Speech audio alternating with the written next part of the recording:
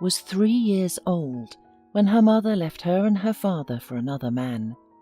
She remembered her very vaguely, and when she became an adult, she finally stopped recalling her mother, who did not need her. Tara was living with her father and was happy. Tara's father never let his daughter get bored, much less cry, and although they lived modestly, they had enough money for visits to exhibitions and theatres, and for trips to the mountains or the sea. Most of all, the girl liked the mountains. They always attracted Tara, but she could only admire them from afar.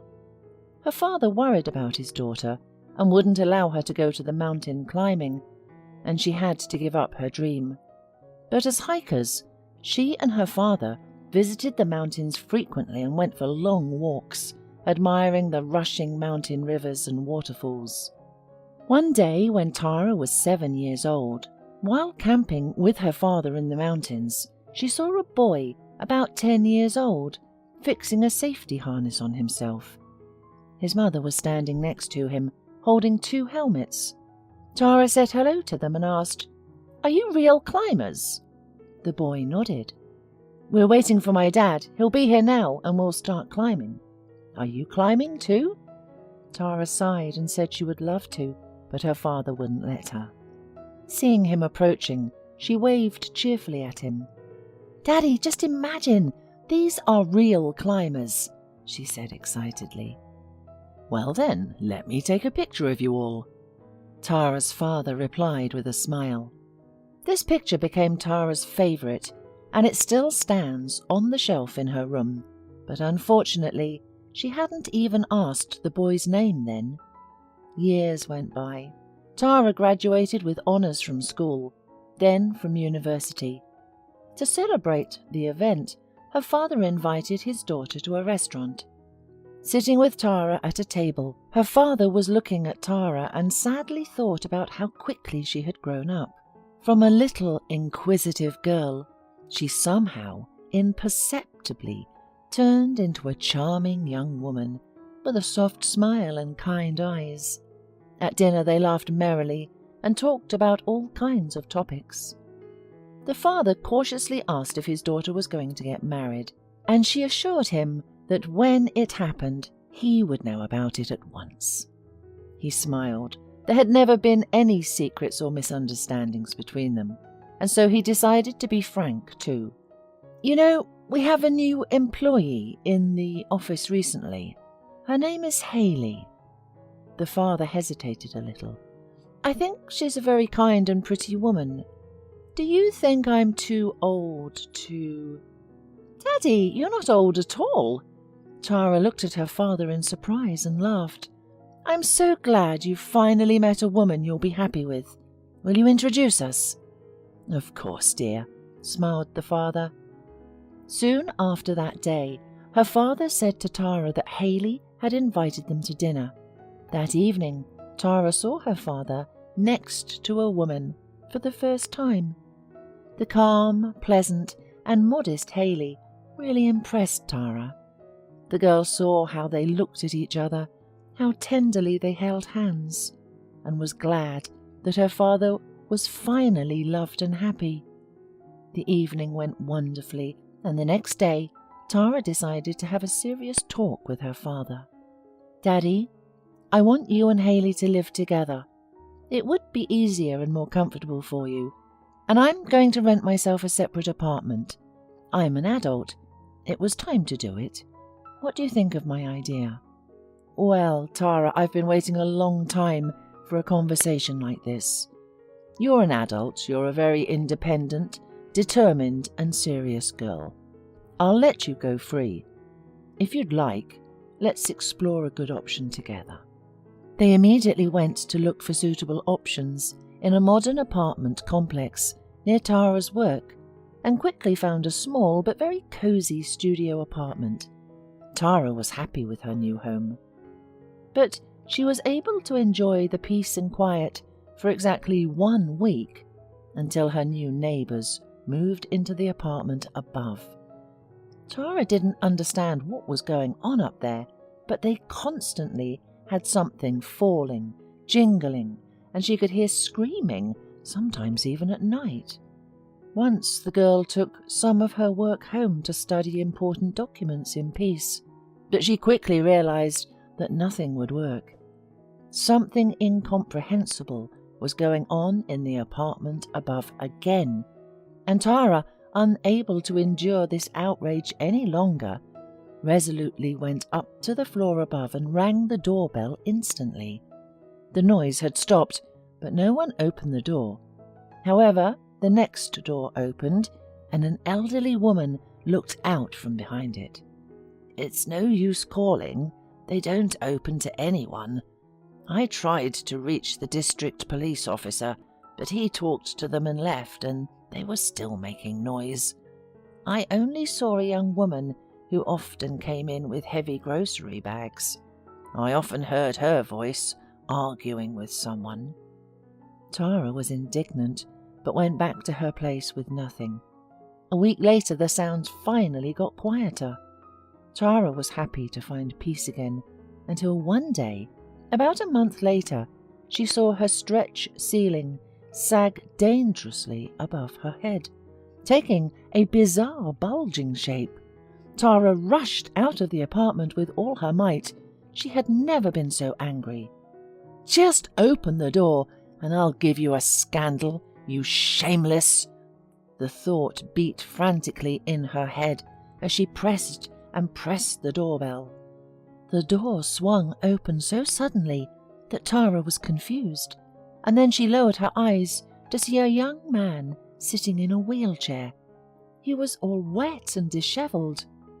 "You must be the neighbour downstairs. I'm sorry, I guess I flooded you. You see, the faucet in the bathroom had broken down, and while I was able to shut it off, the water leaked to you. I'll give you money to fix it. Don't worry. Come on in, but don't slip. I've got floods everywhere." Tara's heart squeezed with pity and remorse. It was clear to her now that it was the young man's wheelchair that had been making that noise. She imagined how difficult it was for her neighbour to get in and out of it every time, and also she was struck by his unexpectedly soft and pleasant voice. She felt insanely sad and hurt that such a handsome and strong man could only get around in a wheelchair. She was so upset that she didn't immediately realize that the man had already returned from the room and was holding out money to her. No, I don't need it. I'll fix it myself. I'm sorry, I had no idea." The girl shook her head. "But wait, I can't let you do that. It's my fault." The man was embarrassed. Tara mumbled some kind of apology again and left the apartment. She went down a couple of steps, but suddenly she turned around and saw that he was watching her. An idea crossed her mind abruptly. She asked his name and who he lived with. "My name is Sean. I used to live with my wife, but she left me recently, and now I'm alone. Why, do you need this?" "My name is Tara. I thought it might be hard for you to remove all the water yourself. Why don't I help?" Sean looked at Tara carefully and, shaking his head negatively, was about to close the door in front of her, but the girl prevented him from doing so. After much wrangling, Tara prevailed, and, taking a bucket and a rag, quickly tidied up Sean's apartment. Then she called a handyman, who solved the problems with the ceiling and the faucet. The next evening, Tara's doorbell rang. When she opened the door, she was surprised to see Sean on the threshold with a cake and a bouquet of flowers. "Here, I came to thank you for your help.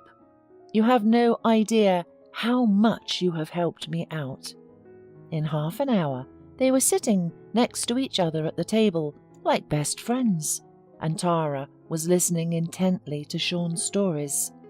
To her surprise, he turned out to be an interesting conversationalist. Since childhood, he had travelled a lot and managed to explore not only his own country, but also many other ones. Now his parents were living abroad, but they often kept in touch with their son. Suddenly, Sean stopped talking and looked attentively at the shelf with pictures. He was interested in Tara's favourite picture, where, next to a pretty little girl in a red jumpsuit, stood a boy in a mountaineering gear. Sean asked to get a closer look at it. "Where did you get it?" he said excitedly. "'Cause that's me." Then they sat and talked for a long time, marvelling at such a coincidence. Sean told Tara that mountain climbing had been his passion since childhood, and he could not imagine his life without mountains. His wife, Rosemary, was also a mountaineer, but a year ago, during their honeymoon, which they had also decided to spend in the mountains, an accident happened. During one of the climbs, Rosemary's carabiner burst, and she fell, but he managed to grab her hand and pull her toward him. Only the ledge was too small that he himself couldn't hold on and fell down. The man had undergone several surgeries, but never got back on his feet. Rosemary was patient at first, but then began to snap at him. It has become especially hard lately. She threw tantrums every day, beat the dishes, accused him of tying her hands and feet. He told her many times that he wasn't holding her, and that if she wanted to, she could leave him. He didn't need her help or her pity. Eventually she did, and soon the divorce papers came. "You know, Tara, I don't even go out anymore. It's the first time I've ever been out." "How's that? What about the flowers, the cake?" The girl looked at him confused. "Delivery," smiled Sean. The next day, Tara persuaded Sean to come downstairs, and they went for a walk in the park together, and then had dinner at her house. Their meetings became a daily occurrence. Tara surrounded Sean with care, made sure he took the necessary remedies, and invited a good masseur to visit him. In addition to regular walks in the park, together they attended a fitness club where Sean worked out on a special program. And then they confessed their love for each other. Sean promised Tara that if she was ready to wait, he would definitely say his vows of love to her in front of the priest, but only standing on his own feet. And she was waiting. At first, Sean replaced his wheelchair with crutches, and once the day came when, standing confidently on one knee in front of Tara, he asked, "Darling, will you marry me?" Tara nodded and cried in agreement. From the church, Sean carried her in his arms, and she, hugging the strong shoulder of her husband, felt truly happy.